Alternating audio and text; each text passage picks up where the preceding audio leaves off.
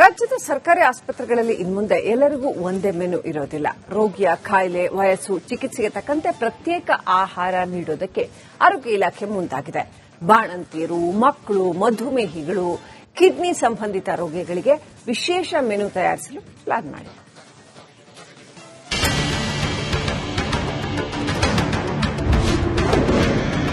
ಸರ್ಕಾರಿ ಆಸ್ಪತ್ರೆಗಳಲ್ಲಿ ಊಟದ ಮೆನು ಬದಲಾವಣೆ. ಇನ್ಮುಂದೆ ರೋಗಿಯ ಕಾಯಿಲೆಗೆ ಅನುಗುಣವಾಗಿ ತಿಂಡಿ. ರಾಜ್ಯದ ಸರ್ಕಾರಿ ಆಸ್ಪತ್ರೆಗಳಲ್ಲಿ ರೋಗಿಗಳ ಆಹಾರ ಪದ್ಧತಿ ಸದ್ಯದಲ್ಲೇ ಬದಲಾಗಲಿದೆ. ಶೀಘ್ರದಲ್ಲೇ ರೋಗಿಗಳ ಅನುಗುಣವಾಗಿ ಊಟ ತಿಂಡಿ ವಿತರಣೆ ಮಾಡಲು ರಾಜ್ಯದ ಆರೋಗ್ಯ ಇಲಾಖೆ ಮುಂದಾಗಿದೆ. ರಾಜ್ಯದ ಸರ್ಕಾರಿ ಆಸ್ಪತ್ರೆಗಳಲ್ಲಿ ಇನ್ಮುಂದೆ ಎಲ್ಲಾ ರೋಗಿಗೂ ಒಂದೇ ರೀತಿಯ ಊಟ ತಿಂಡಿ ಇರುವುದಿಲ್ಲ. ಬದಲಿಗೆ ರೋಗಿಯ ಕಾಯಿಲೆ, ಆತನ ಆರೋಗ್ಯ ಸ್ಥಿತಿ, ವಯಸ್ಸು ಹಾಗೂ ಚಿಕಿತ್ಸೆಯ ಅಗತ್ಯಕ್ಕೆ ತಕ್ಕಂತೆ ಊಟ ತಿಂಡಿಯನ್ನು ವಿತರಿಸಲು ಆರೋಗ್ಯ ಇಲಾಖೆ ನಿರ್ಧರಿಸಿದೆ. ಬಾಣಂತಿಯರಿಗೂ ಪ್ರತ್ಯೇಕ ಮೆನು ಇರಲಿದ್ದು, ಹೆರಿಗೆಯ ನಂತರ ತಾಯಿ ಹಾಗೂ ಮಗುವಿನ ಆರೋಗ್ಯ ಸುಧಾರಣೆಗೆ ಅಗತ್ಯವಿರುವಂತಹ ಪೌಷ್ಟಿಕಾಂಶ, ಪ್ರೋಟೀನ್, ಕಬ್ಬಿಣಾಂಶ ಸೇರಿದಂತೆ ಅಗತ್ಯ ಪೋಷಕಾಂಶಗಳನ್ನು ಒಳಗೊಂಡ ಆಹಾರ ನೀಡಲು ನಿರ್ಧರಿಸಲಾಗಿದೆ.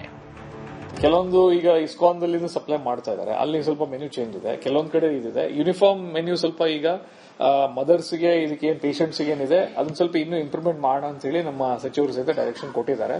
ಅದ್ರ ಮೇಲೆ ವರ್ಕ್ ಮಾಡ್ತಾ ಇದ್ದೀವಿ. ಅಂದ್ರೆ basically patients and mother specific nutrition ಏನಿದೆ ಅದನ್ನ ಇನ್ನೊಂದು ಸ್ವಲ್ಪ ಸುಧಾರಣೆ ತರ್ತೀವಿ ಬೇಸಿಕಲಿ. ಮತ್ತೆ ಇನ್ನೂ ಹೆಲ್ದಿ ಡಯಟ್ ತರಕ್ಕೆ ಪ್ರಯತ್ನ ಮಾಡ್ತೀವಿ. ಕ್ಲೀನ್ ಆಗಿ ಮಾಡೋದಕ್ಕೆ ಇನ್ನು ಫೋಕಸ್ ಮಾಡ್ತೀವಿ.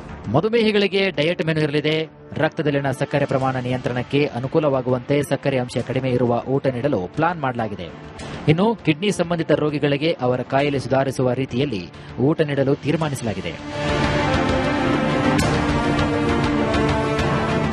ರೋಗಿಯ ಚಿಕಿತ್ಸೆಯಲ್ಲಿ ಔಷಧಿ ಮತ್ತು ವೈದ್ಯಕೀಯ ಆರೈಕೆಯಷ್ಟೇ ಆಹಾರಕ್ಕೂ ಕೂಡ ಮಹತ್ವ ಇದೆ. ಹೀಗಾಗಿ ರೋಗಿಯ ಆರೋಗ್ಯಕ್ಕೆ ಅನುಗುಣವಾದ ಆಹಾರ ನೀಡುವ ವ್ಯವಸ್ಥೆ ಜಾರಿಗೆ ತರಲು ಆರೋಗ್ಯ ಇಲಾಖೆ ಇದೀಗ ಮುಂದಾಗಿದೆ.